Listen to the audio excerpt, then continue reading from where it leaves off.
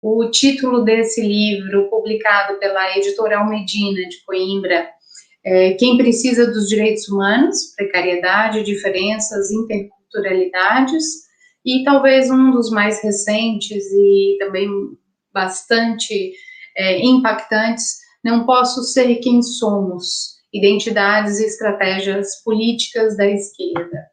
Com essa brevíssima apresentação, e já agradecendo de antemão disponibilidade, nós nos confinamentos, cada um de um lado, cada comunidade nas suas aventuras nesse período pandêmico, só podemos agradecê-lo, Bruno, e agora abrimos a sua comunicação em torno de 20 minutos. Muitíssimo obrigada.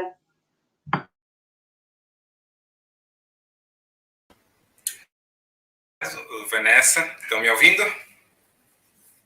Queria, antes de mais, agradecer o convite para participar neste fórum, apesar de o fazermos em contexto virtual e em contexto de um confinamento que nos obriga a uma distância física. É um prazer estar aqui convosco e fico muito grato por essa partilha e por esse convite, falando aqui desde Portugal, com Bahia, com Salvador. É um imenso gosto. Quando me convocaram para falar deste tema, acesso à justiça e à cidadania e interseccionalidades, eu pensei como não falar deste ano que foi 2020. 2020 foi, na verdade, um ano em que nós não poderíamos esperar qualquer tipo de desenvolvimento significativo nas lutas pela igualdade, nas lutas pela afirmação da diferença, nas lutas pela distribuição da riqueza, porque vivíamos um momento, obviamente, marcado pelo vírus, pela pandemia e pela necessidade de as pessoas salvaguardarem a sua saúde e disso estabelecer como uma prioridade definitiva. No entanto, é muito interessante nós pensarmos que 2020 é também o ano que, concomitantemente com a pandemia, nos trouxe uma erupção de protesto social a propósito do assassinato de George Floyd nos Estados Unidos.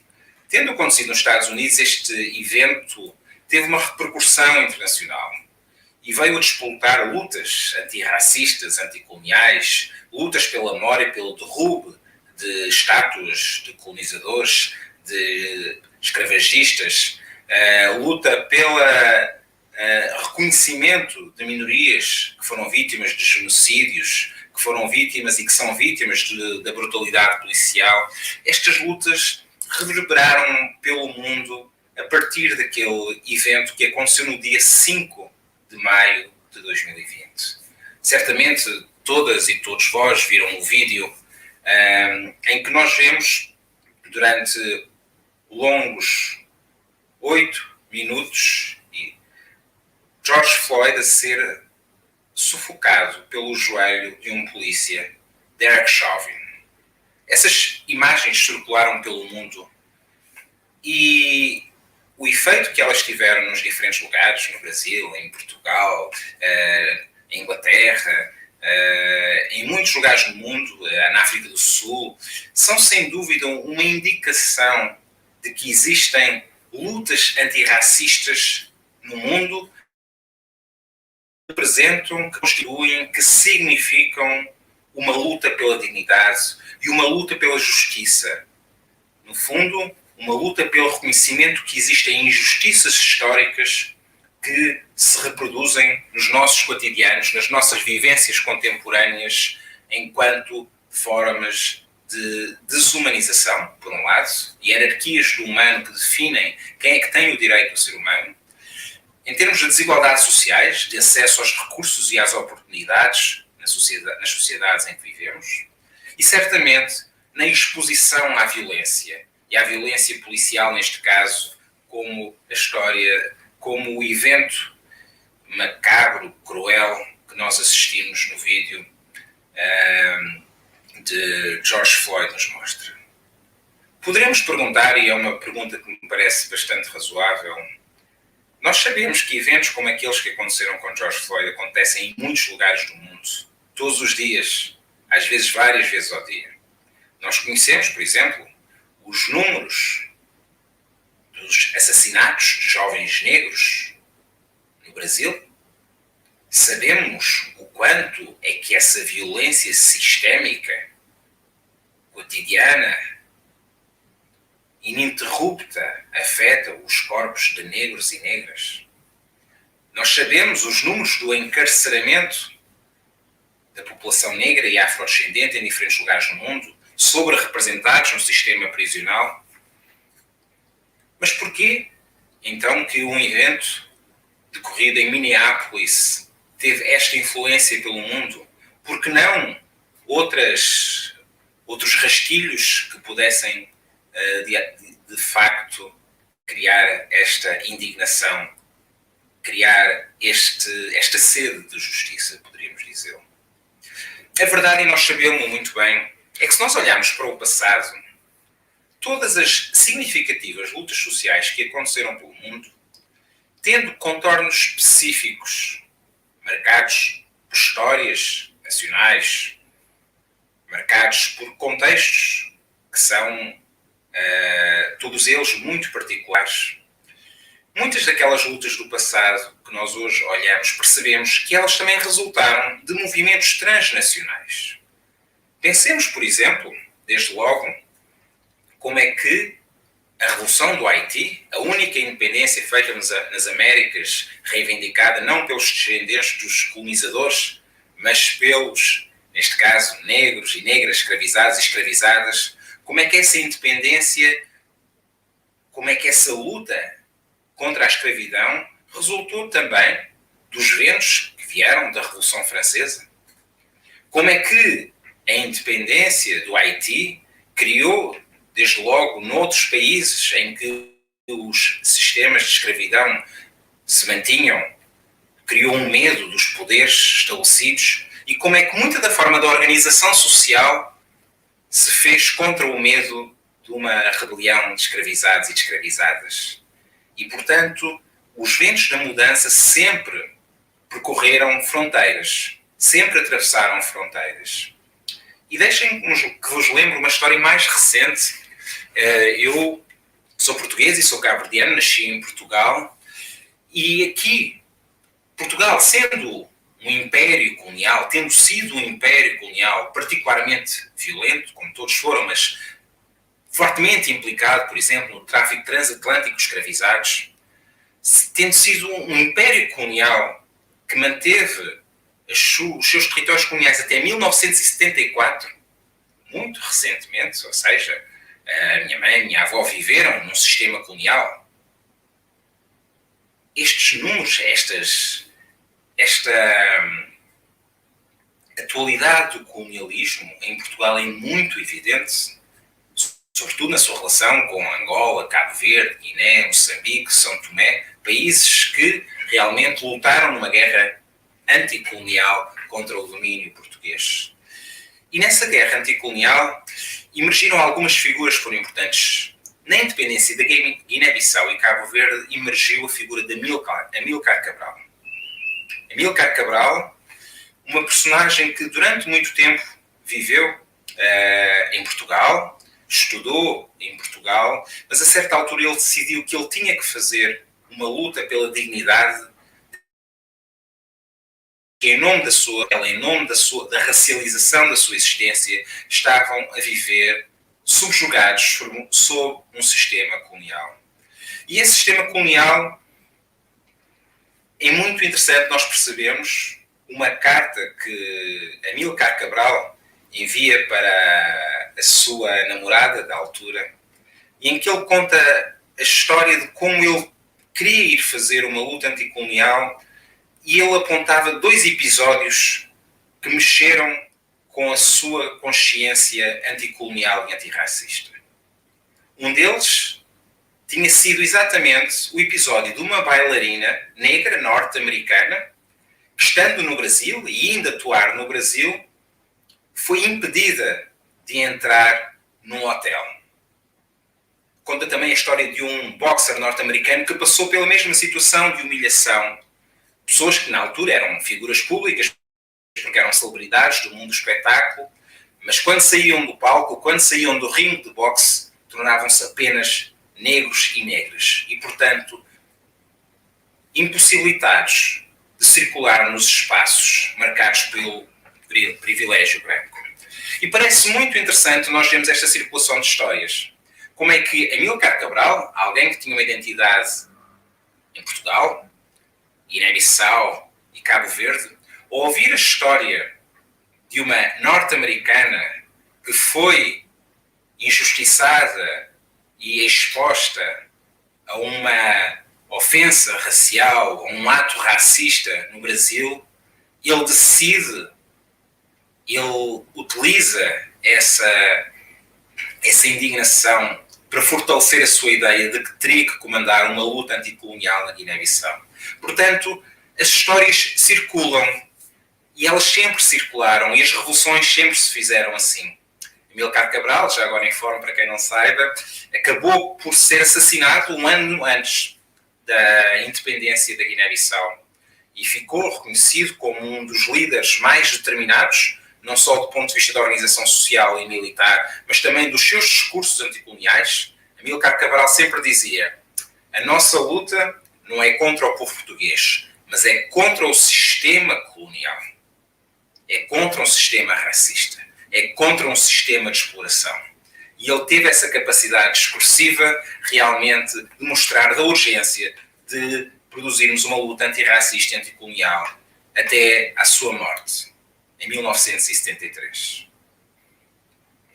Nós hoje vivemos em sociedades que, após séculos, muitas vezes escondem aquilo que é o cotidiano das pessoas com deficiência, das pessoas LGBT+, das pessoas negras e indígenas, das pessoas ciganas, pessoas que ficam esquecidas na nossa sociedade através de uma violência maior. E essa violência é a violência que estrutura o sistema mundo moderno que vivemos. É a violência que define estas pessoas enquanto sub-humanos. A determinação da sua sub-humanidade é o que faz com que a violência sobre estas pessoas muitas vezes seja menorizada, seja silenciada. Como dizia o Chico Buarque, a dor da gente não aparece no jornal. Que a dor desta gente não apareça no jornal. Que a dor desta gente não crie e não produza indignação.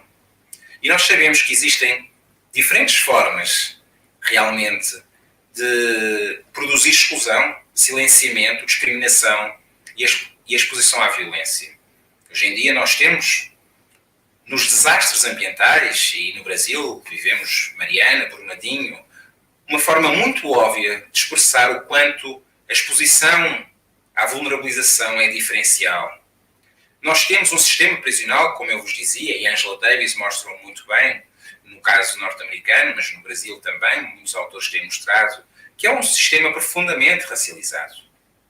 Em Portugal o mesmo acontece, com a exposição de jovens negros da periferia, muitas vezes a formas de violência policial e também ao encarceramento. Nós temos os hospitais psiquiátricos, onde durante décadas as pessoas, aqueles que não se enquadravam numa certa noção de normalidade, eram encarcerados naquilo que a Daniela Arbex chamava o Holocausto Brasileiro, por exemplo, referindo-se à colónia de Barbacena. Nós temos, hoje em dia, quando nós vivemos esta situação de confinamento em nossas casas e sofremos porque é uma experiência muito desafiante, limitadora, angustiante, será que nós paramos para pensar que uma pessoa que é cadeirante nas nossas sociedades, muitas vezes por não haverem acessibilidades físicas, por não existirem condições para que trabalhem, para que tenham um assistente pessoal, essas pessoas com deficiência, cadeirantes, muitas vezes vivem anos e anos confinadas em suas casas? Parte também de um sistema de injustiça que produz invisibilidade. Eu gostaria de voltar ao movimento Black Lives Matter e à repercussão daquilo que foi o assassinato de George Floyd, para vos lembrar que essa invisibilidade foi quebrada porque foi possível quebrar essa invisibilidade, porque existiu uma luta social sedimentada, estabelecida, que criou realmente uma voz de indignação e que permitiu amplificar a voz da indignação. E esse movimento, no caso dos Estados Unidos, noutros lugares têm sido outros movimentos. Nós sabemos que a história das lutas são diferenciadas, respeitáveis e que devem ser reconhecidas, mas no caso dos Estados Unidos é muito importante nós percebermos aquilo que foi o movimento Black Lives Matter, que surgiu em 2013, na sequência do assassinato de Trayvon Martin, um jovem afro-americano de 17 anos, e a absolvição do agente que o assassinou levou realmente a uma indignação que foi traduzida num hashtag que circulou pelo Twitter e nas redes sociais, que é o hashtag Black Lives Matter, e que foi um mote cunhado, isto é interessante nós percebermos, por 3 mulheres negras, que falamos de interseccionalidade, de percebermos como é que este movimento Black Lives Matter, vidas negras importam, tem a centralidade da liderança das mulheres negras. Essas mulheres foram a Alicia Garza, Patrice Can-Cullors e Opal Tometi. Estas 3 mulheres, de algum modo, foram responsáveis para que determinados sofrimentos e violências que até então eram silenciados pudessem articular uma voz pública, uma voz política. Essa mesma voz política que nós vimos nas manifestações durante o ano de 2020. E, contrariamente àquilo que aconteceu nos direitos civis dos anos 60, é muito interessante nós pensarmos que desta vez houve um apelo transversal na sociedade. Por exemplo, de uma forma que não víamos nos anos 60 e anos 70, vimos muitas pessoas brancas a colocarem os seus corpos naquelas manifestações e muitas vezes colocarem os seus corpos à frente, porque sabem que, colocando-se à frente, a polícia será muito mais relutante em usar a violência perante um corpo branco do que perante um corpo negro. E isso em si mesmo é interessante. É muito interessante como é que estas nossas histórias viajam e como é que as lutas são renovadas. Se nós analisarmos aquilo que foi a luta contra o racismo e contra os efeitos do racismo no mundo e no sistema moderno, nós podemos ver 3 momentos que me parecem muito importantes. O primeiro momento é um movimento abolicionista, é um movimento pela abolição da escravatura, da escravidão. Em português de Portugal diz escravatura, em português do Brasil normalmente diz escravidão.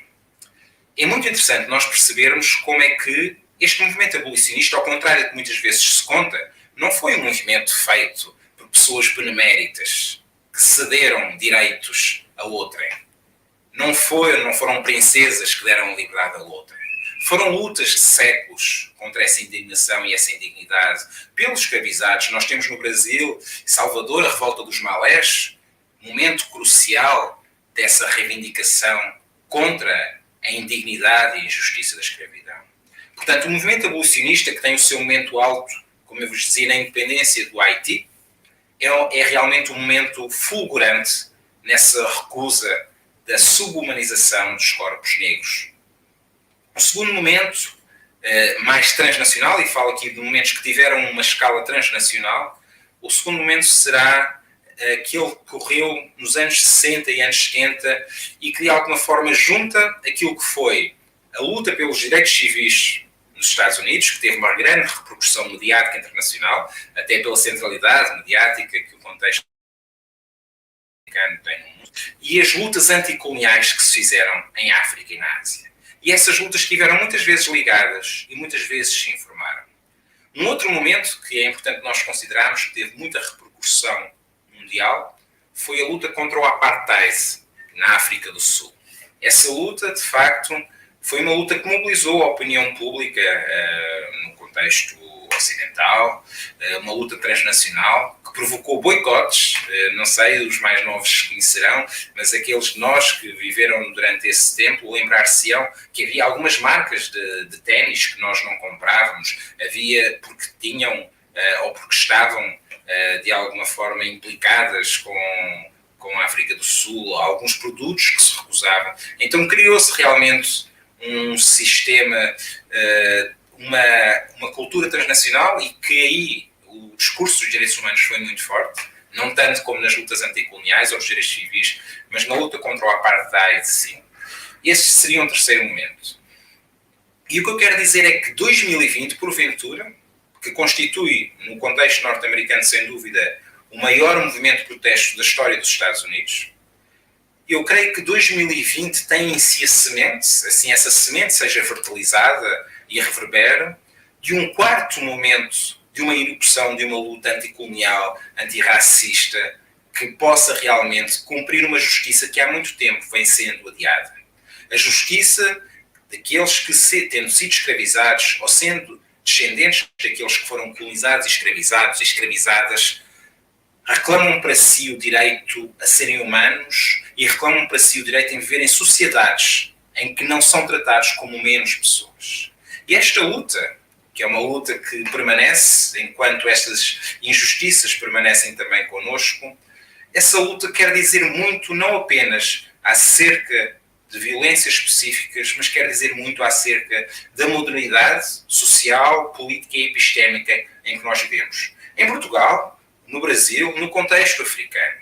E o que eu quero dizer com isto, e falo de um lugar paradoxal, falando de Portugal, mas o que eu quero dizer com isto é que aquilo que nós chamamos eurocentrismo, a centralidade de uma narrativa da modernidade europeia, que muitas vezes silencia as violências do racismo, da escravidão, que silencia as violências patriarcais que foram cometidas, porque quando se fala em miscigenação nos contextos coloniais, esquece que muita dessa miscigenação, suposta miscigenação, essa democracia racial, resultou de estupro, resultou de violência contra as mulheres. Normalmente homens brancos que violentavam mulheres negras e indígenas. Esse foi um mecanismo crucial, primacial daquilo a que se chama muitas vezes miscigenação e se celebra enquanto algo de estimável. O que eu queria dizer é que, olhando nós para estas violências, e caminho para o final da minha fala, implica recusar a arrogância celebratória de uma Europa que se vê como o berço de uma civilização de vocação libertadora e universalista. Implica denunciar uma ficção seletiva de uma linhagem que consagra como preciosos e singulares legados europeus o renascimento iluminista, a democracia e os direitos humanos. Nós esquecemos que não só a Europa foi a sede de duas guerras mundiais, que durante o século XX mataram entre 80 a 100 milhões de pessoas, como toda a história de privilégio que se constituiu no contexto europeu resultou do colonialismo, resultou de toda a violência que se cometeu fora das fronteiras da Europa. Não se pode compreender o que é a Europa sem compreender a violência que a Europa perpetrou em muitos lugares do mundo, nas Américas, no contexto africano, no contexto asiático.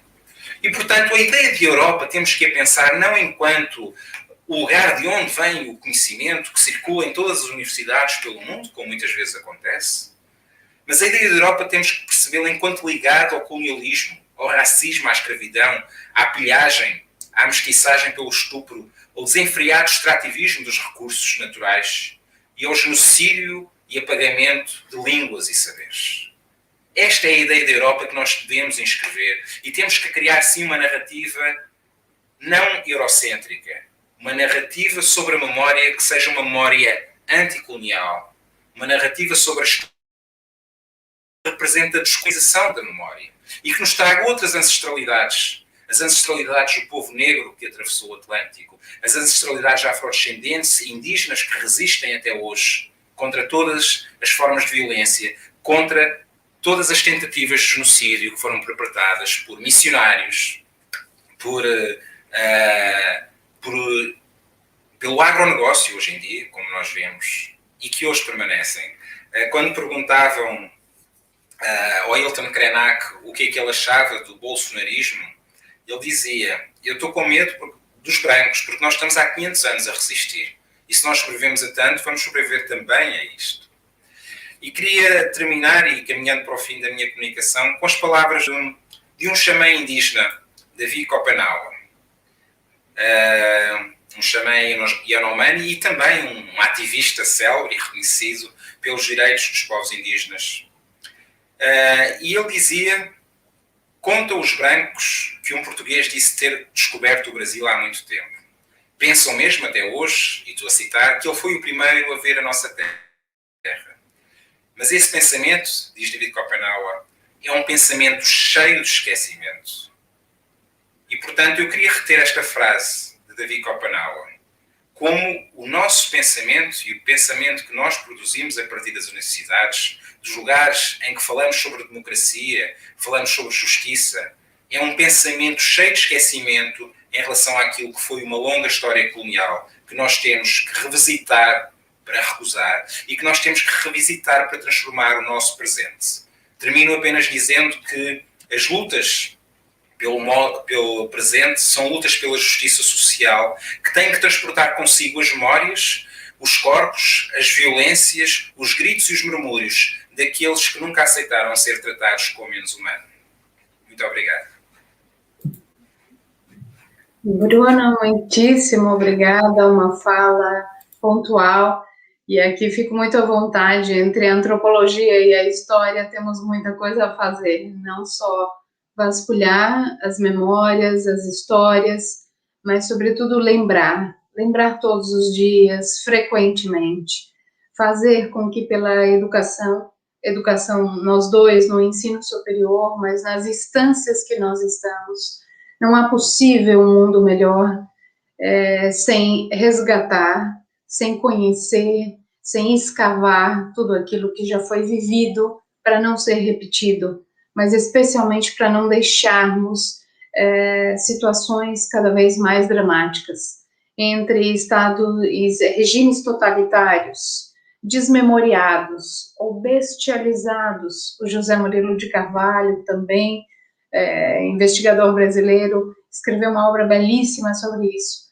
Bestializados não são os outros, somos nós mesmos. E muito obrigada pelo passeio de trazer Amílcar Cabral e tantas referências importantes não para um grupo, mas para as expressões de humanidades continuarem a se fazer, as não garantias, as violações e as violências não continuarem a ser, como eu chamo, numa produção muito específica de violências sobrepostas. Não deixar com que isso se transforme em monstros, em vírus e vermes muito maiores do que aqueles que a gente suporta. Na sua fala, belíssimamente, aparece a brecha. Em tempos tão difíceis, nós temos que enxergar as brechas possíveis. Não dar voz a ninguém, mas as brechas estão aí, nós temos que ser capazes, como sempre fomos, de superar, de produzir ciência, de produzir conhecimento, de circular saberes, né? Então, muitíssimo obrigada por essa abertura. Não poderia ter escolhido de outra forma um luso cabo-verdiano, mas especialmente uma pessoa de fala muito, muito fácil, muito acessível. A academia, a universidade se movimenta quando ela consegue traduzir. Muitíssimo obrigada.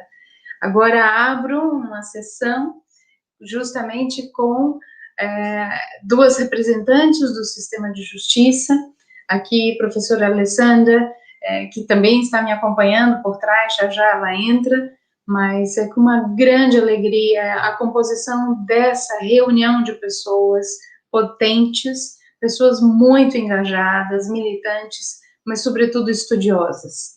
Então eu gostaria de pedir aos monitores para colocarem professora, doutora, juíza, mas assim uma amiga muito querida, Maria do Socorro Almeida de Souza.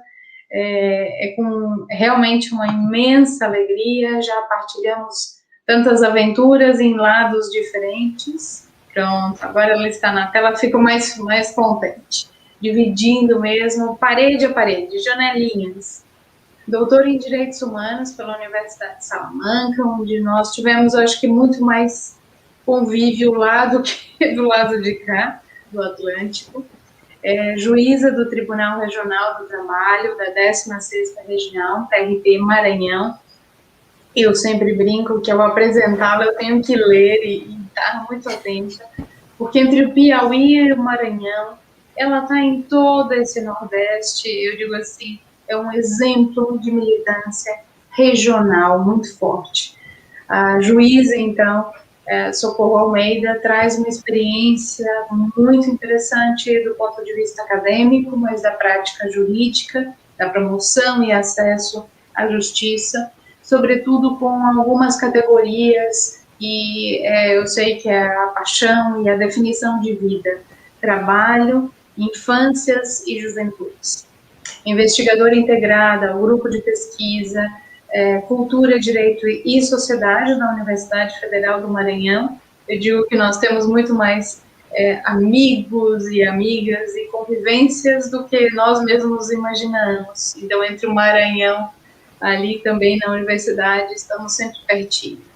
E integra ainda o grupo de pesquisa Medicina Social, Direito, Saúde e Cidadania da Universidade Federal da Paraíba.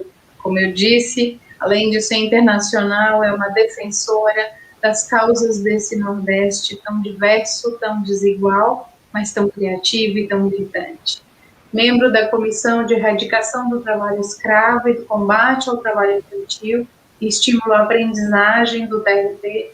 Esta é uma das linhas mestras dessa jurista, dessa estudiosa e dessa mexida Socorro. Socorro, seja bem-vinda ao ambiente virtual e que possamos realmente registrar, falar, mostrar aquilo que nós temos de melhor. E não tenho dúvida nenhuma que tanto você quanto logo em seguida a Lívia vão mostrar justamente essa situação da criação de redes, das falas fáceis e daquilo que a gente acredita. As nossas brechas, os nossos fôlegos, os novos ares estão justamente nessas parcerias. Muitíssimo obrigada pela sua presença e seja sempre bem-vinda. Muito boa tarde a todas, a todos e todos. As minhas primeiras palavras não podem ser outras senão palavras de agradecimento. Agradecimento não apenas pelo convite, mas por essas palavras tão generosas que Vanessa me confere, me permita me dirigir assim, me confere de boas-vindas a essa casa para compartilhar esse momento que é muito mais rico para mim ter o aprendizado que eu experimento aqui do que para qualquer outra pessoa que porventura esteja nos assistindo. Eu fui convidada para participar dessa mesa, que gravita ao redor do tema Acesso à Justiça e à Cidadania, Interseccionalidades, tratando do tema da infância e da juventude. A infância e a adolescência, e vou me concentrar nessa parte, é um mundo muito vasto. E exatamente por isso eu me permiti, já numa primeira aproximação, fazer um recorte desse tema, para aproximá-lo de mim. E para este efeito, eu vou abordar esse tema sob a perspectiva dos direitos humanos, que é onde se radica a minha formação acadêmica, e também tratando do tema do direito do trabalho. Eu sou juíza do trabalho há 26 anos, pertenço ao TRT do Maranhão.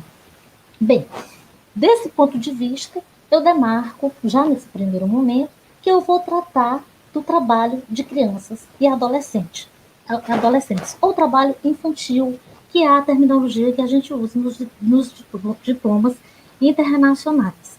E por que essa importância? E para isso eu trago para vocês, muito superficialmente, sem me aprofundar no tratamento, alguns dados estatísticos, para que a gente tome pé da situação e possa vislumbrar a importância que tem, sempre teve e, infelizmente, por muito tempo ainda terá, de nós não calarmos diante dessa realidade.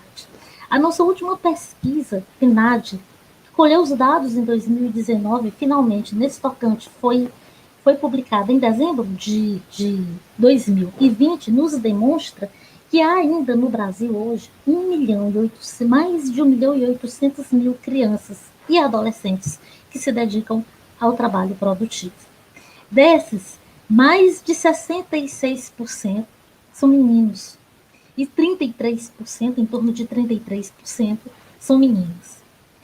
Entre os trabalhadores precoces, a maioria é de crianças pretas e pardas. As mulheres são uma minoria, mas elas ganham um salário inferior a dos meninos. As meninas, em trabalho infantil, ganham salários inferiores aos dos meninos. E aí nós temos mais uma interseccionalidade, a questão do gênero, que causa um impacto, mesmo no mundo do trabalho, ainda quando se trate de um trabalho que é proscrito por lei. Desses, 92.700 crianças e jovens trabalham como empregados domésticos. E é um ambiente de trabalho que, diversamente do que a gente pode intuir numa primeira aproximação, é extremamente hostil e adverso, tanto como para figurar entre as piores formas de trabalho infantil. Dessas crianças que trabalham, 722 mil delas têm adolescentes entre 16 e 17 anos. E estes 720 mil e 22 mil estavam em postos de trabalho informais.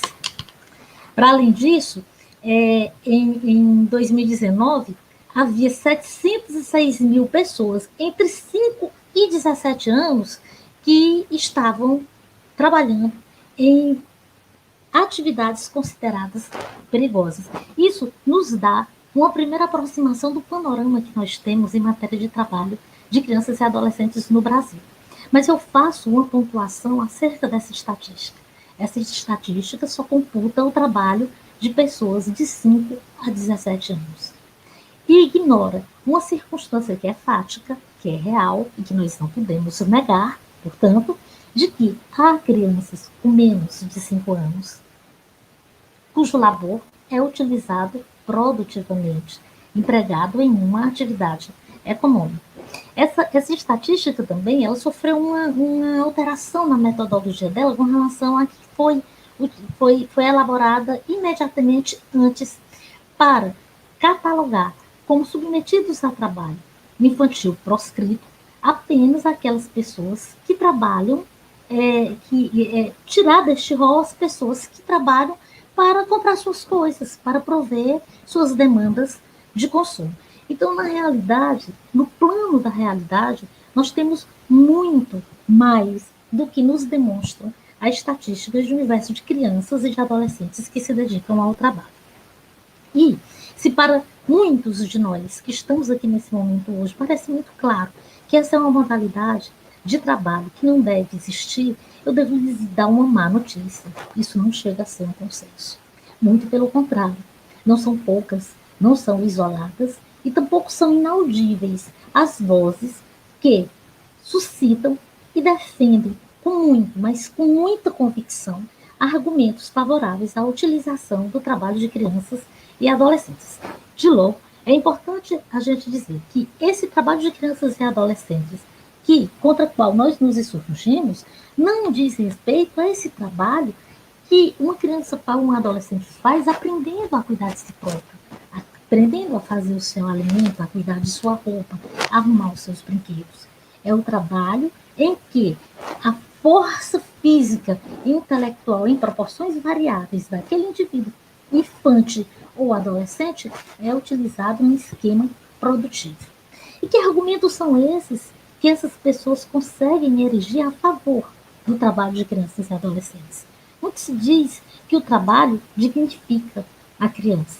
Ora, veja bem, se nós estamos falando em atribuir dignidade à criança no Estado brasileiro, que está regrado pela Constituição de 88, que eu sei que a gente que lê e não gosta do que está lá, mas sim, está lá, e para enquanto ainda esteja, ela tem que ser aplicada para quem vive nesse universo normativo, tem que aceitar que a dignidade que nossa Constituição prescreve a partir de todo o seu arcabouço valorativo para ser deferida a crianças e adolescentes, não diz respeito a uma dignidade de lhe garantir um posto de trabalho numa idade em que isso ainda é produtivo. A dignidade é a concretização do princípio da proteção integral das crianças e dos adolescentes, que está previsto no artigo 227 da Constituição e que estabelece como dever da família, da sociedade e do Estado promover a defesa com absoluta prioridade dos interesses de crianças e de adolescentes. É essa a dignidade que nós temos que deferir às crianças. Suscita-se também, para além desse argumento, que essa é uma forma de viabilizar a formação profissional desses indivíduos. Ora, veja bem, Nós não ignoramos aqui a importância que o trabalho tem como ferramenta coadjuvante de processos de aprendizagem. Ponto. Mas isso não quer dizer que o trabalho de crianças e adolescentes estará legitimado sem que isso esteja inserido dentro de um curso de formação criado e executado segundo metodologias pedagógicas bem definidas, o que é muito diferente disso que nós estamos falando. Outro argumento que se levanta é que isso viabiliza essas crianças e esses adolescentes auxiliarem no sustento de suas casas. Nós vivemos em um país, isso nos dá a conhecer a pesquisa PNAD, que foi condensada em 2020, foi publicada agora em 28 de janeiro de 2021, que nós vivemos um país em que há 14 milhões e 100 mil pessoas adultas desempregadas. Para colher esses dados, partimos do universo de pessoas com mais de 18 anos que estão sem posto de trabalho, estão em busca de um posto de trabalho. Nós não computamos aí as pessoas, os desalentados, que tanto procuraram, não encontraram e desistiram, naquelas pessoas que, por condições muito próprias, não estão em busca de trabalho. Se nós colocarmos essas pessoas nesse balaio, nós chegaremos a 22 milhões de adultos desempregados no Brasil. E a alguém lhe ocorre dizer que atribuir um posto de trabalho a uma criança e a um adolescente é um aspecto favorável porque vai viabilizar a este indivíduo o auxílio no sustento de sua família. Se o interesse é esse, oferte o posto de trabalho ao adulto, portanto. Mas o que justifica, o que está na retaguarda dessa defesa não é isso, são outros aspectos. O primeiro deles está relacionado com isso que eu acabei de falar. A precarização das relações de trabalho. Porque crianças e mulheres, nós sabemos disso, historicamente recebem salários mais baixos. Crianças, para além de receberem salários mais baixos, são mais facilmente subsumíveis a padrões disciplinares rígidos. E crianças, quando estão numa situação de trabalho infantil, ao contrário do que argumentam aqueles em favor da formação profissional, abandonam a escola, os índices de evasão escolar e de descompasso, idade séria, que a gente observa em crianças e adolescentes que são submetidas ao mundo do trabalho, são bem superiores àqueles que se observam naqueles universos de indivíduos que não trabalham. São essas as verdadeiras razões. Não é nada para dignificar, para favorecer a formação ou para viabilizar nada que seja positivo para essas crianças. Porque, na realidade, a utilização dessa modalidade de trabalho faz com que essas crianças e esses adolescentes experimentem prejuízos de diversas naturezas. São prejuízos de natureza fisiológica que impactam o funcionamento de seus corpos ainda em formação. São prejuízos de natureza vinculados à saúde, a depender do ambiente em que essas pessoas trabalham.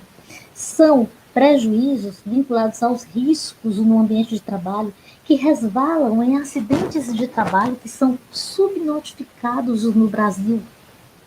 Isso é uma verdade incontestável. Quando eu estava fazendo minha tese de doutoramento, eu tive uma dificuldade imensa e não consegui catalogar dados seguros dos índices de acidentes de trabalho com crianças e adolescentes no Brasil. São prejuízos, e esse eu já mencionei, de formação educacional, porque os índices de evasão e de descompasso, idades sérias, são muito vastos nesse universo de indivíduos. São prejuízos que dizem respeito à formação profissional, sim, porque a formação profissional não se adquire no chão da fábrica, se adquire na escola profissionalizante. São prejuízos de ordem moral, a depender da atividade em que sua mão de obra é empregada, prejuízos de ordem psicológica, o impacto que aquela relação de trabalho, que é uma relação jurídica pela sua própria natureza assimétrica, ocasiona em um indivíduo cuja personalidade ainda não está 100% formado, vai causar distorções imensas na formação da personalidade desse indivíduo. Ou seja, nós estamos diante de um problema extremamente complexo. E exatamente por causa da complexidade desse problema, as soluções também são complexas. E sendo complexas, exigem o concurso dos saberes, de diversas ciências, como a medicina, como a psicologia, como a sociologia, como a economia e também o direito. O direito também dá o seu contributo através da estipulação de normas que regulam essas relações de trabalho que podem vir a ser firmadas por esses indivíduos, crianças e adolescentes. E nesse momento é preciso que a gente compreenda o direito como algo que nasce na sociedade, como um fruto de nosso viver em sociedade, e não como um continente da sociedade. Não estou aqui a dizer e a ignorar a possibilidade e a força que a norma jurídica tem de servir como ponta de lança para o avanço das nossas realidades sociais. Mas esses poderes são limitados. O direito não dá conta disso tudo. O direito não dá conta disso tudo e o direito não pode, na sua origem, ignorar a realidade da sociedade que o abriga. Porque se fizer isso, nas palavras de Ver, quando o direito e a lei ignora a sociedade se vinga e ignora a lei. E o que é que o nosso ordenamento jurídico diz acerca disso? Quais são os regramentos? Esse regramento, ele gira, tal como toda a política de combate ao trabalho infantil da OIT, preponderantemente ao derredor da estipulação de normas que estabelecem limites de idade mínimos para ingresso no mundo do trabalho. Há uma convenção da OIT, que já foi ratificada pelo Brasil, a Convenção 138, que já ingressou no ordenamento jurídico brasileiro, e outra muito importante também, que é a Convenção 182, que estipula as piores formas de trabalho infantil. Então, alguns exemplos apenas para vocês: o trabalho em ruas, o trabalho em lavouras de sisal, o trabalho em carvoarias, o trabalho infantil doméstico, porque é um ambiente que está salvaguardado por um outro direito fundamental, que é a inviolabilidade de domicílio, e que produz aos borbotões no território brasileiro centenas e centenas de Madalenas Jordão.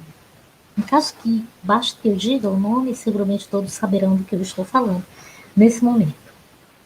Há circunstâncias de trabalho em condições análogas à escravidão, trabalho infantil, trabalho em condições análogas à escravidão, toda sorte de infortúnio e de ofensa e de violências, inclusive de cunho sexual, podem acontecer nesse tipo de relação de trabalho.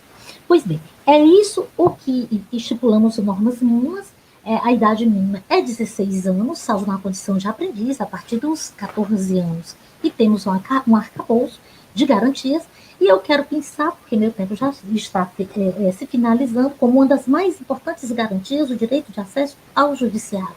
Mas o direito de acesso a uma justiça efetiva. E para isso, nós precisamos contar com o concurso da atividade, da conscientização dos operadores do direito. E aqui eu sublinho a participação dos juízes. Nós precisamos de juízes com capacitação em e para os direitos humanos, para que, na leitura dessas normas, na sua interpretação e na sua aplicação, atribua a compreensão mais ampla, de proteção mais ampla possível a essas normas de direitos fundamentais que protegem essas crianças e esses adolescentes no mundo do trabalho. Por fim, eu quero só compartilhar com vocês uma vivência pessoal muito particular. Eu tive uma vez em um hospital e eu, no interior do Maranhão, para um atendimento, eu presenciei uma criança de 13 anos chegando ali, havia perdido 2 dedos da mão numa ferramenta em que estava trabalhando em como chama? Uma fábrica de farinha. E a criança chorando, tinha perdido 2 dedos, a mãe passava a mão na cabeça dele e dizia: não chore não, meu filho. Até quando? E eu me despeço de vocês, agradecendo a atenção, mas com um questionamento.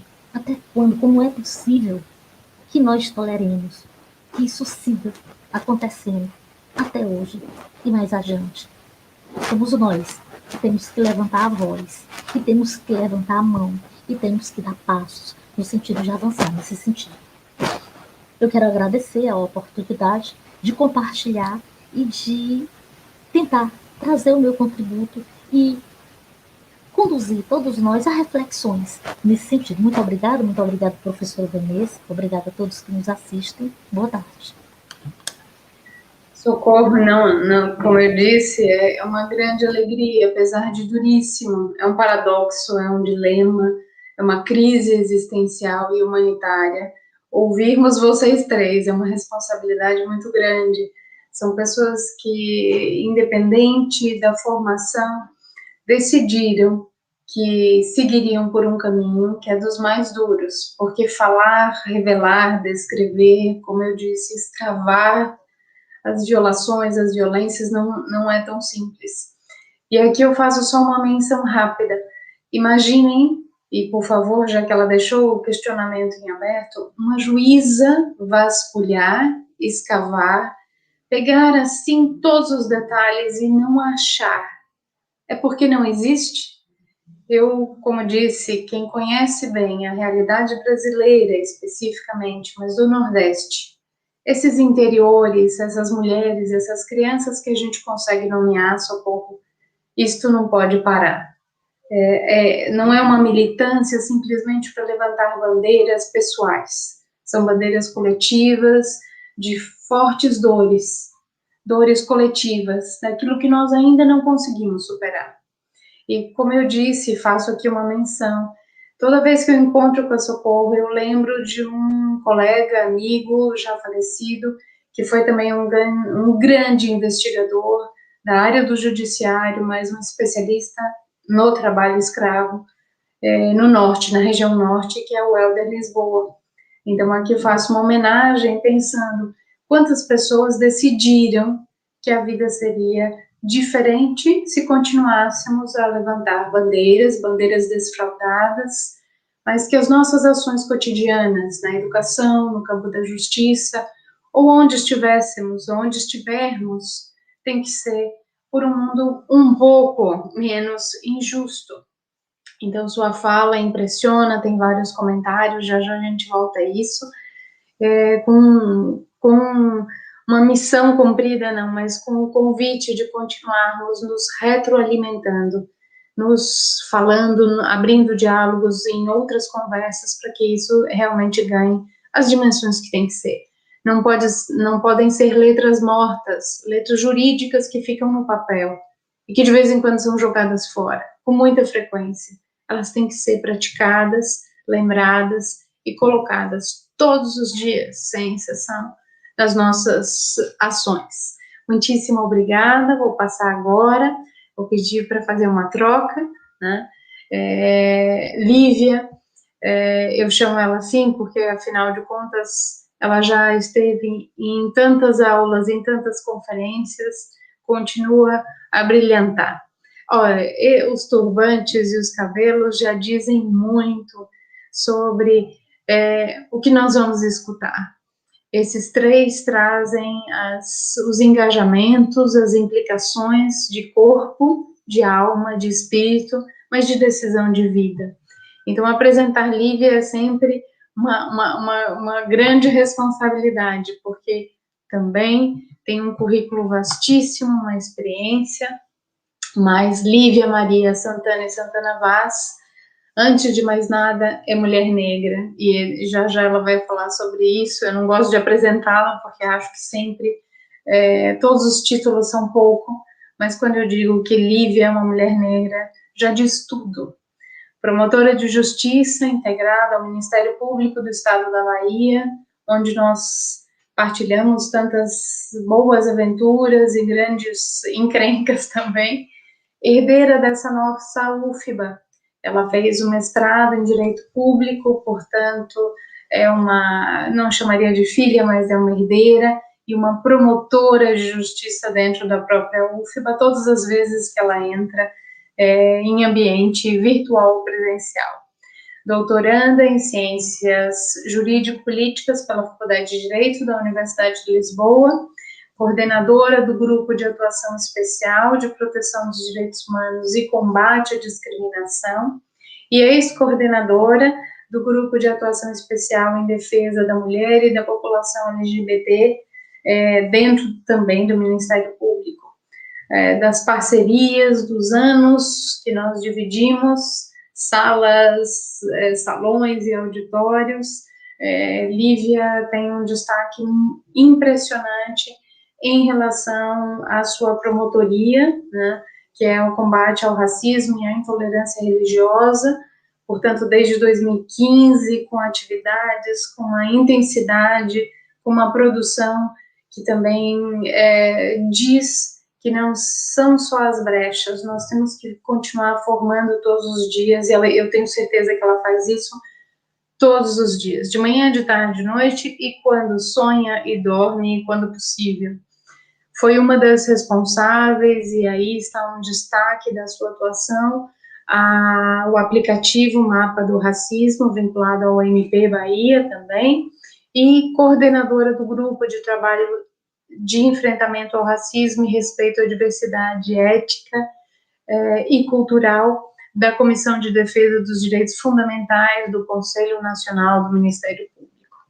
Tem uma quantidade de prêmios e reconhecimentos públicos que são quase que uma lista sem fim. Aqui ela sabe que eu tenho um pouco mais da informalidade nisso, mas não são prêmios, são reconhecimentos e divisões da comunidade que você interfere, interage, escuta e age. Muitíssimo obrigada, seja bem-vinda, retorno à casa, a sua casa, sem dúvida nenhuma. Agora vamos ouvir Lívia, então, fazendo um pouco desse percurso entre a formação acadêmica e uma atuação extremamente corpórea, militante e de estéticas e éticas que são necessárias também. Muitíssimo obrigada, Lívia. Boa tarde a todas e a todos, a todes. Eu que agradeço muito, professora Vanessa Cavalcante, por esse espaço, todo espaço que nós possamos ter para tratar dessas formas tão violentas de opressão, são espaços fundamentais para desconstruirmos essas opressões. Portanto, voltar para a minha casa, a UFBA também é minha casa de formação e de mestrado, é sempre muito bom para questionar mesmo as ausências, as omissões e propor reflexões e novas perspectivas epistemológicas. Então, agradeço mais uma vez a professora Vanessa Cavalcante, também a professora Alessandra Prado pelo convite, por estarmos sempre caminhando juntas nessas lutas. Agradecer também e desejar melhoras ao professor Antônio Carlos da Silva, né? É muito importante que a gente tenha saúde nesse momento tão difícil que estamos enfrentando. E dizer da honra de estar compondo essa mesa com a doutora Socorro Almeida e também com o professor doutor Bruno Sena Martins. Então, dito isso, eu queria iniciar minha fala, como sempre, me apresentando. E eu me apresento como uma mulher negra antes de tudo. Por quê? Porque eu tenho convicção, e nos meus estudos aprofundam isso, que raça e gênero são dois dos principais marcos imediatos de identificação de um sujeito numa sociedade, mas, ao mesmo tempo, são marcos identitários que trazem opressões que se entrecruzam. Isso para a gente começar a falar da questão da interseccionalidade, que é tema dessa mesa. Então, eu sou uma mulher negra, nordestina, mãe. É muito importante que a gente pense na concepção de lugar de fala. Eu acho que, atualmente, nós temos distorcido muitas concepções de maneira a não conseguir utilizá-las, não conseguimos nos alimentar e nos nutrir da importância prática que essas concepções podem ter. Então, lugar de fala, todas as pessoas têm, não só um, como vários lugares de fala, e a interseccionalidade também tem tudo a ver com isso, no sentido de que todas as pessoas têm responsabilidade para construir uma sociedade melhor, mais democrática e livre de opressões, independentemente do fato de essa opressão incidir sobre o seu corpo ou não. É muito importante dizer isso. E uma outra concepção que eu queria, só para iniciar as reflexões, revisitar, é o de racismo estrutural. essa concepção tão importante para entendermos a formação da sociedade brasileira, do Estado brasileiro, e o modo como o racismo está incrustado na nossa sociedade, não pode servir de pretexto para a omissão e a inação, no sentido de que, já que é estrutural, já que é algo assentado, não há muito o que fazer. Muito pelo contrário, aí é que há muita coisa para fazer e muito caminho a percorrer, e essa é uma responsabilidade de todos e de todas nós. Tendo me apresentado, então, eu vou iniciar minha fala com uma afirmação que eu gosto muito de Grada Quilomba, quando ela diz assim: uma mulher negra diz que é uma mulher negra. Uma mulher branca diz que ela é uma mulher. E um homem branco diz que é uma pessoa. E aqui a gente está falando, sim, já de direitos humanos, identidades, e de que forma essas identidades vão condicionar o acesso das pessoas, justamente por conta da valoração que se dá a essas identidades, aos direitos fundamentais, aos direitos humanos. O direito, ele não é um fim em si mesmo, né? Aqui, quando eu falo da mulher negra, da mulher branca que se entende como mulher e do homem branco como que se diz a pessoa, ou seja, o padrão, a norma e a normalidade, inclusive na ciência do direito, eu não estou falando de identitarismos, eu estou falando da missão do próprio direito. O direito, ele deve ser entendido como um instrumento de emancipação de todas as pessoas, e não como um instrumento de manutenção do status quo, de manutenção das mesmas pessoas nos lugares hegemônicos na nossa sociedade. Mas, em grande medida, infelizmente, o direito ainda tem se prestado a esse papel de manutenção do status quo. Por isso, a necessidade de discutirmos a questão das identidades. Uma vez me perguntaram, meu tema de doutorado é o direito fundamental à igualdade racial. E a pergunta que me fizeram foi: mas o direito que tem a ver com a raça, será que se o direito continuar pautando a raça, ele não estará perpetuando as opressões que se originam da raça, da questão racial e do racismo? E eu respondi: não, o direito, ele não é um fim em si mesmo, o direito é um instrumento. O fim do direito são as pessoas, é a emancipação dessas pessoas. Portanto, o direito não pode se descolar da realidade prática.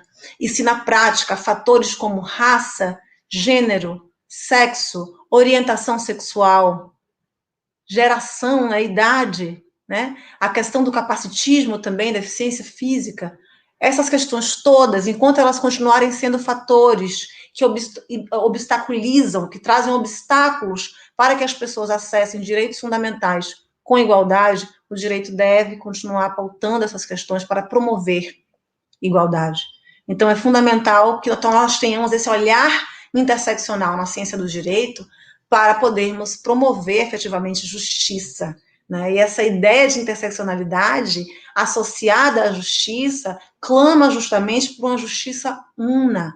A justiça é uma só, ela não é uma justiça em tiras. E para que ela seja uma justiça que possa, de fato, enxergar as pessoas, suas vulnerabilidades e opressões e promover uma justiça para todos e todas, ela precisa ter um olhar interseccional. É muito curioso que a noção de interseccionalidade, ela surja justamente na ciência do direito, né, a concepção, o conceito, e que nós, infelizmente, no Brasil, não apliquemos essa noção e essa ideia à nossa prática jurídica, né? E a interseccionalidade, ela surge justamente em discursos, né, muito anteriores eu diria, à criação do conceito de interseccionalidade. É muito importante que se diga que a interseccionalidade, ela não surge em 1989 com o termo que é cunhado por Kimberly Crenshaw. Muitas pessoas ainda têm essa ideia, mas isso não é algo que corresponde à realidade, né? Nós já tínhamos, em Sojourner Truth, em 1851, um discurso muito eloquente e interseccional, quando ela pergunta: e eu? Eu não sou uma mulher? Eu, mulher negra, nessa sociedade, não sou uma mulher? E ela diz, né, esses homens ali, eles dizem que mulheres precisam de ajuda para subir em carruagens, precisam de ajuda para pular poças de lama, mas ela, no caso, uma mulher, naquele momento já liberta, uma mulher negra que foi escravizada, ela diz: eu nunca pude ter, né, nunca tive ajuda para descer e subir de carruagens ou para pular poças de lama.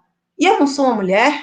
Quer dizer, ela se questiona sobre essa concepção única e universal de mulher, e aí para dizer que o racismo também, ele dialoga com essas concepções e construções de gênero, porque ela não estava naquele padrão de feminilidade e de humanidade associado às mulheres brancas e não às mulheres negras.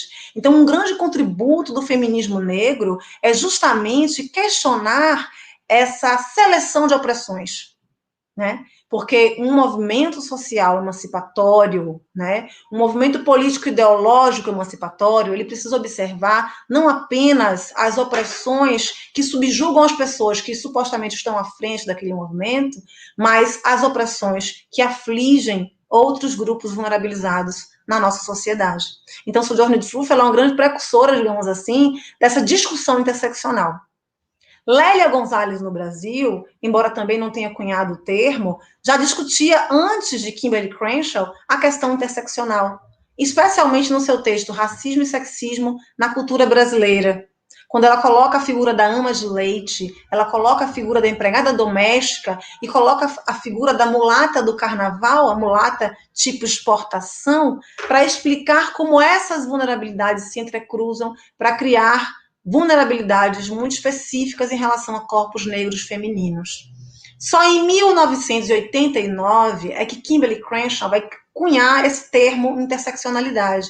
E ela se baseia num caso judicial, por isso que eu disse que o termo surge justamente na ciência do direito, embora tenha, ao meu ver, nos últimos tempos sido um pouco esquecida pelo direito. E ela parte desse caso, que é um caso de 5 mulheres negras contra a General Motors nos Estados Unidos. E essas mulheres alegavam que sofriam discriminação porque não conseguiam acessar os postos de trabalho na General Motors.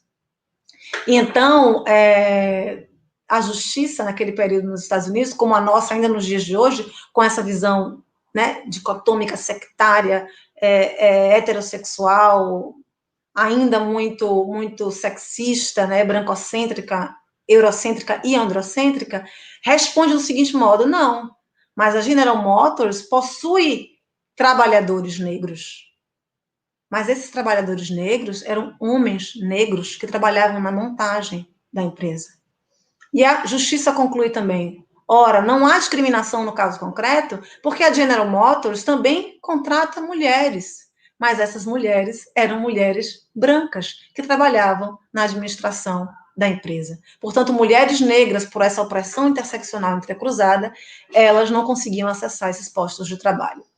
Essa visão interseccional muito importante, eu vou exemplificar aqui com a figura da encruzilhada, a encruzilhada identitária, né? Se eu sou uma mulher numa sociedade sexista, patriarcal e misógina como a brasileira, como tantas outras, como todas, poderia até dizer, eu estou numa avenida identitária e, metaforicamente, eu posso dizer que os carros que passam nessa avenida são a opressão de gênero contra o meu corpo feminino, meu corpo de mulher. Se eu sou uma mulher negra, uma outra avenida identitária perpassa essa primeira e cruza o meu corpo, e é a opressão de raça, do racismo. Agora vocês imaginem se eu sou uma mulher negra, nordestina, periférica, transexual, lésbica e candomblessista.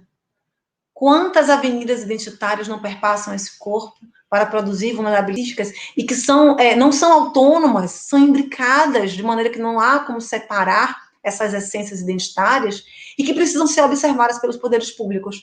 Uma vez em diálogo com uma mulher negra trans aqui, uma transfeminista de Salvador, ela me disse assim: doutora, muitas vezes eu estou numa situação de discriminação e de opressão violenta, num caso concreto, no cotidiano da vida, e eu me pergunto, será que é porque eu sou mulher? Será porque eu sou uma mulher trans, uma pessoa trans, ou será que é porque eu sou uma mulher negra? E eu respondi a ela: é porque você é uma mulher negra transexual.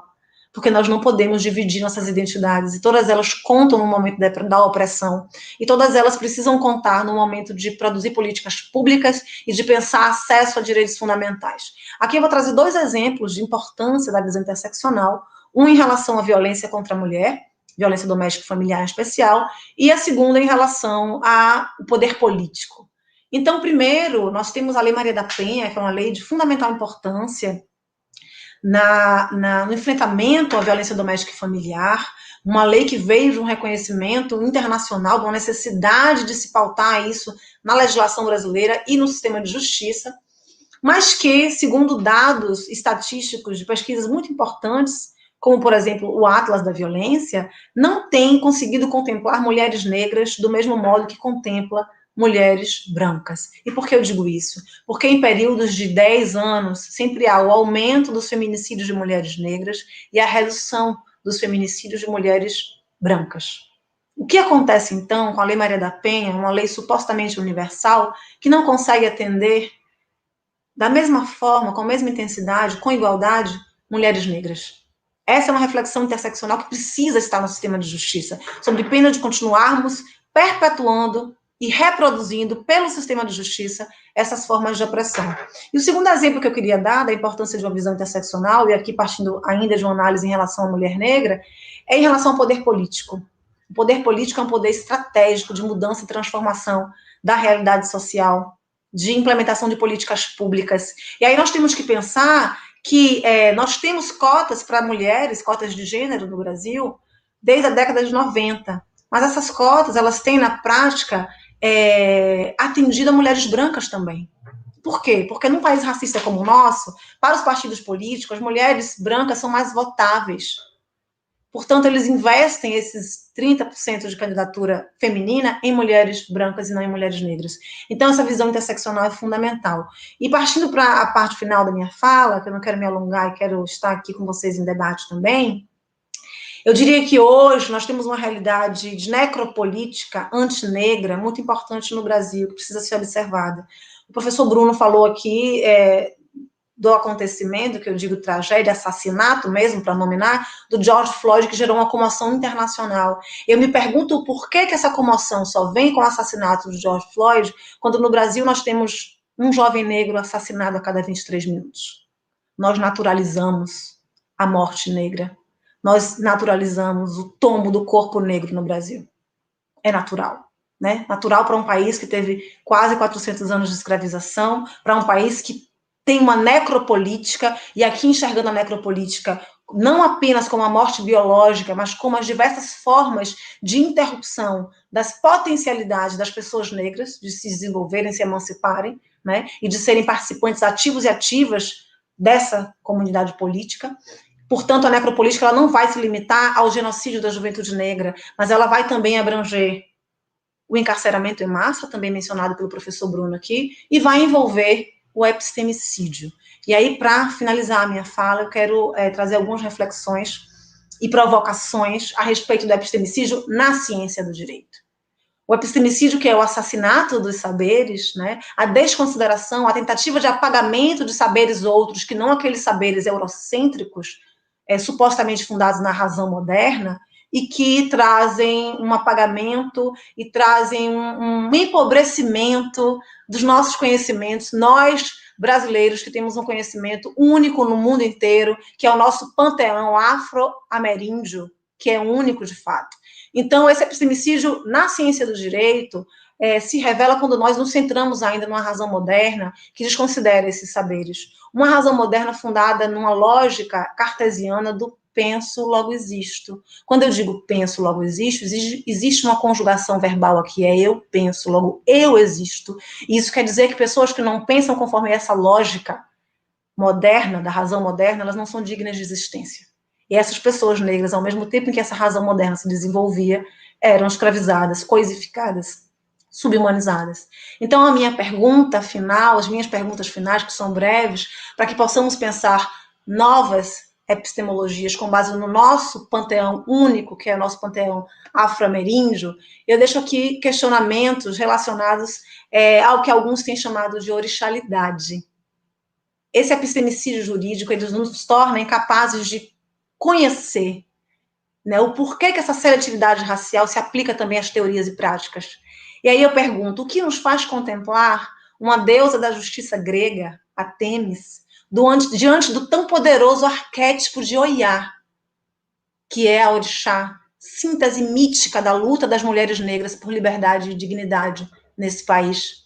Qual é a razão de escolhermos o deus Hermes, mais uma vez associado à mitologia grega, ao invés de Exu, um mensageiro que representa reciprocidade, troca, multiplicidade, o orixá que engole o mundo e devolve esse mundo repleto de sentido, elementos que são tão inerentes à missão do intérprete do direito, à missão de interpretar o direito. E, por fim, por que seguimos reverenciando um juiz Hércules, que exerce um esforço hercúleo na tentativa de proferir decisões justas e imparciais, quando nós temos a missão kármica de Xangô? Xangô é o orixá da justiça, e Xangô ele possui um machado de 2 gumes. Por quê? Porque Xangô se pauta na lei do pertencimento. Ele não julga de cima para baixo, ele julga numa comunidade a qual ele pertence. E ele seria o primeiro a cometer uma injustiça com um lado do seu machado, com um dos gumes do seu machado, ele seria o primeiro a ser degolado com o outro lado do machado. E a pergunta que fica em relação à interseccionalidade de direitos humanos, acesso a direitos fundamentais, por esse sistema de justiça será que as pessoas que estão à frente do sistema de justiça brasileiro estão aptas a seguir essa lei kármica de Xangô e aplicar efetivamente justiça como lei de pertencimento? Muito obrigada.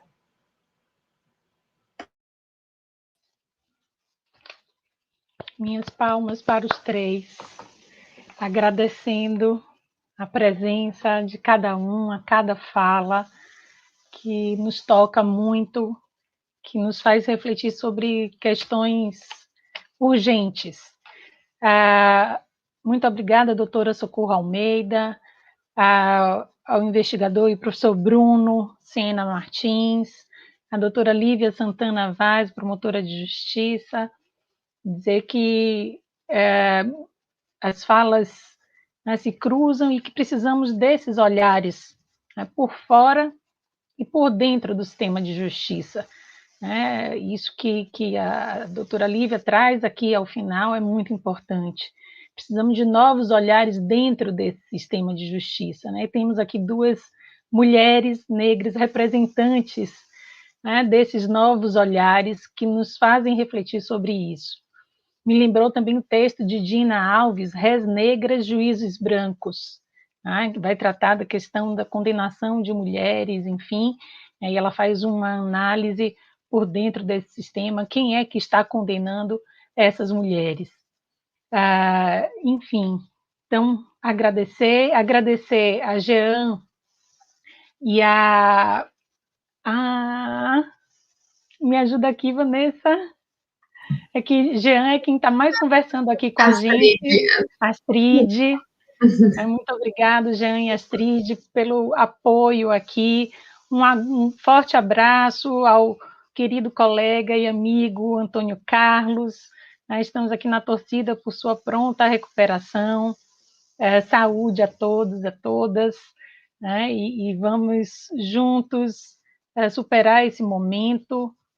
E espero que um dia possa estar pessoalmente com a doutora Socorro, com o Bruno e, mais uma vez, com Lívia, que já participou de algumas mesas do NESP, e agradeço mais uma vez por estar participando aqui, nessa mesa agora, em conjunto NED e NESP. A Vanessa, que compartilhou comigo a mesa mais cedo, meu agradecimento pela provocação de estarmos aqui juntas, com temas tão importantes pela manhã e agora à tarde.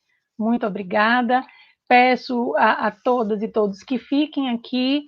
Nós estamos encerrando as mesas com a passagem de um vídeo de arte, uma manifestação artística. Então, logo em seguida, ao encerramento, aparecerá um vídeo para todas e todos nós.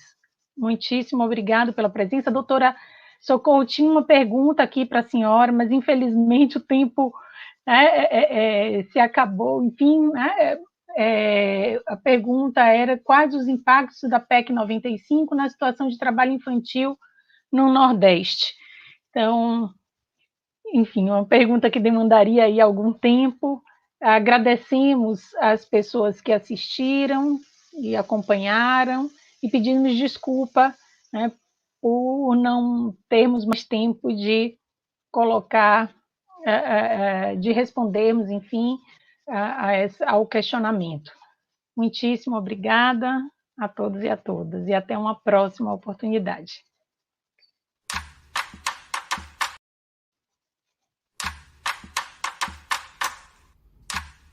Parem de matar nossos filhos.